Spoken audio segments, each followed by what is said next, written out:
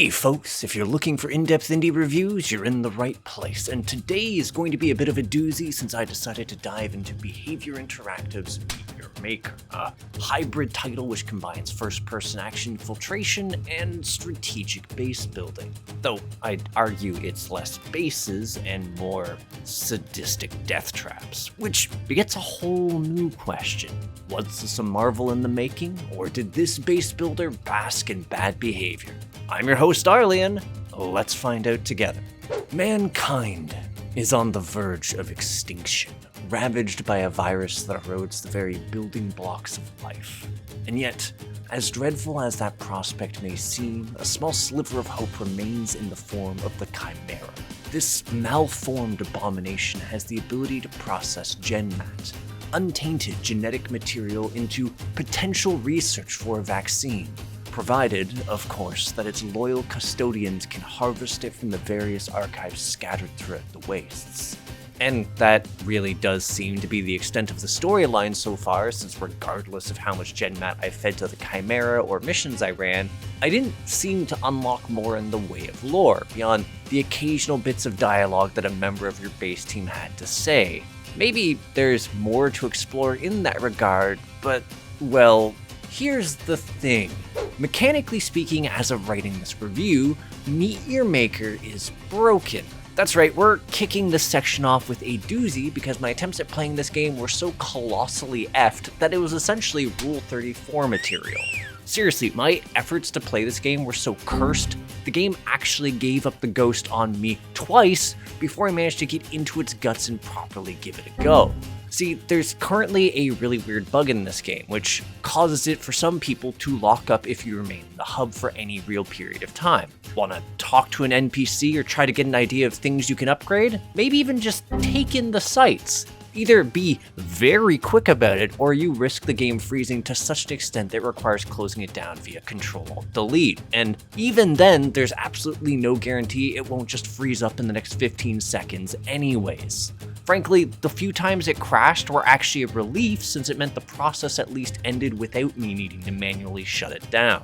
What's more, even when you're in a map and the game is running well, you can expect it to have some absolutely wonky CPU and RAM usage. Like, for some reason, it would consistently send me to 100% usage, even when things like Sekiro, Prey, or FF14 on ultra high wouldn't even get close. It's just a marvel at how much of a mess this thing is. Oh, and its issues don't just extend to the hub either. It can and will lock up during loading screens as well, though that was the least common issue I encountered, with most loading-related ones simply being ponderous start times. Which is a whole lot of words simply to say, I had a hell of a time even trying to sink my teeth into this title in order to get an adequate amount of experience and footage for this review, to the point that I'm legitimately unsure of how much of my 13 hours were spent navigating issues. But I did my best so I could be fair about my experience, both for myself and you folks, and I was ultimately able to engage with it, so yeah, let's get into what is arguably the good stuff, which, like I said in the intro, is divided between two segments, base raiding and base building. And given that you actually can't engage with the building bits at first, let's talk raiding. This half of the game plays like a fairly fast-paced FPS, where you're tasked with infiltrating death trap-laden edifices for the precious GenMat I specified in the story section. And I do mean death traps, since every enemy, spike launcher, flamethrower, or explosion will murder you in a single hit, emphasizing quick reactions, a lot of environmental awareness, clever thinking, and sometimes a bit of luck, given some of the bullshit arrangements you'll encounter. Because, well, as much as some of these structures are made by the developers and thus are somewhat balanced, there's a heap more, which are nightmarish Kaizo kill boxes specifically meant to trollishly devastate the unwary and farm kills, where cleverness is eschewed for absolute cheese. Admittedly, the funniest examples of these ones were the stages which made use of Behaviour Maker's alarm system, because after you get to the heart of a complex and grab the GenMat at its core, the base goes into high alert, which is a lot more important than it sounds, because it's entirely possible for a clever creator to set a whole slew of traps to only activate after the alarm triggers, turning formerly safe passages into slaughter spaces. In fact, this is where most gacha deaths will often occur, with projectile traps opening up behind you, or every surrounding wall suddenly converting into flamethrower traps all aimed directly at you, or an entire stage collapsing into a maze of molten cubes, ferrying you towards an enemy-laden kill box. The list goes on, and sometimes it is the absolutely most heinous combinations, which will see you dying in sometimes inventive, but often tedious manners. Still, you aren't helpless, and I really do feel the need to stress that your default kit isn't actually that bad. For one thing, you start out with the ability to double jump, a fairly powerful grappling hook, a sword that can deflect attacks with proper timing, and a bolt gun. Honestly, I actually swear by this latter implement because as much as it has terribly limited ammo, which has to be retrieved manually, it's rounded out by its ability to destroy traps, allowing you to feasibly push your way out of vaults somewhat safely if you're diligent. Admittedly, you can do the same with the sword if you're quick on the draw, but it's nice to have a ranged option, especially as you start coming across more ingenious murder machines, which are linked together in absolutely obscene ways. Though I do feel the need to admit that another reason for my overall fondness and familiarity with this loadout was, well, the cost of dabbling, because not only would swapping around to different items require the ability to sit in the hub and get a good look at your other options without the game freezing, it's also exorbitantly expensive given that purchasing new items requires an uncommon red currency, which you only really earn from completing enough vaults to advance your progression tracks. And even then, the sheer rate at which you acquire it realistically means it will take many runs to even get something new, without even taking into account the same currencies needed to upgrade any piece of equipment you have, or prospective-based enhancements you may want, which, again, also requires you to clear things successfully, looping back to the cheesy Kaizo hells that some stages devolve into. Though, on the subject of gear, it's not even like there's a large array of things to choose from. At the current juncture, there's only a small assortment of melee weapons, a few ranged items, and a pair of suits. And that limited assortment of things might be part of why everything is so exorbitantly expensive, but even then, it doesn't feel great. Especially when I didn't get to preview what the melee suit provided until after I'd purchased it. Like, don't get me wrong, suits are a notably interesting part of your kit since they effectively provide you powerful passive options which help to change up how you can deal with levels, such as the melee suit increasing your range and attack speed and thus making parrying more effective, or the range suit allowing you to see where your ammo has landed and retrieve it from further away. That said, being able to make those choices informed, especially with Meet Your Maker's limited grindy currency, feels pretty important. And I imagine this will continue to be an issue even when the third class option is finally added in one of the future updates. Anyways, tangent aside, I've done a decent job of summarizing the whole raid, die, escape, repeat loop pretty well, which brings us to the other half of the scenario. See, once you've cleared enough stages, you'll get the resources to build a vault, committing crimes against humanity as an architect of diabolical death traps.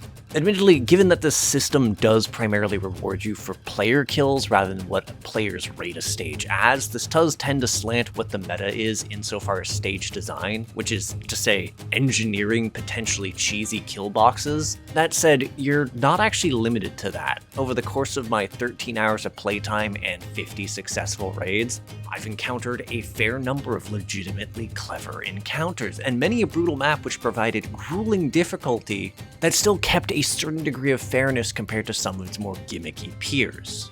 That said, I will admit that you'll likely hit a hurdle fairly early on here, because once again, you're limited by how expensive acquiring base options like new traps or Volt Guards is, or how much of an investment the different modifiers for them can be. Which means it will likely take a substantial amount of farming to be able to get any real range insofar as your base building, especially given that, again, a certain rare core currency that's also used for the raiding is shared between upgrading every other facet of the game. Still, even with that limitation, I did get to earn a few kills here and there, which provided at least a couple sparse chuckles due to the game's replay system. But yeah, that's actually the entirety of the game's loop at the moment. An attentive viewer may notice that I've mostly glossed over the act of leveling up specific advisors, but that's because there's not actually any content gated behind doing so beyond certain achievements. Otherwise, the primary benefit to leveling an advisor is mostly the fact that doing so levels your chimera and gives you more resources. I mean, sure, each advisor has a buff associated with them, but well, initially it is a very steep cost for a very short-term buff, and what's more, while leveling an advisor does gradually add more time to make it more useful, the potential likelihood of a crash while I fiddled and figured out which one I wanted made this process more trouble than it was worth, especially considering that they use up resources, including rare ones, for some of these buffs. So yeah, let's move along, shall we? Because as much as I have had an absolute slew of gripes for the game mechanically, I don't actually have anything negative to say about it aesthetically. Quite frankly, Meet Your Maker looks good. In fact, I found myself repeatedly impressed at some of the stages I encountered because users had found some really fun ways to make use of the existing assets to make some really nice looking stages. Also, I am eternally fucking grateful for the UI because even if I fail to be perceptive, the game's at least kind enough to let you know when you're about to die due to having triggered a trap and the direction it's coming from. Musically, well, the OST is a fairly muted experience. That said, I do enjoy the sound design. There's something to be said for the tension caused by the relative stillness of a bass interior giving way to the harrowing sound of a trap activating, though even that can be toyed with given certain tile types can actually make sound, such as the engine walls. Here's the thing though. Clever or pleasant aesthetic was never going to save this game. As good as Meet Your Maker can be, and it can be oh so good when you luck out with cleverly designed maps or getting in the groove of how to clear them, that does not make up for how unfathomably broken the damn thing is right now.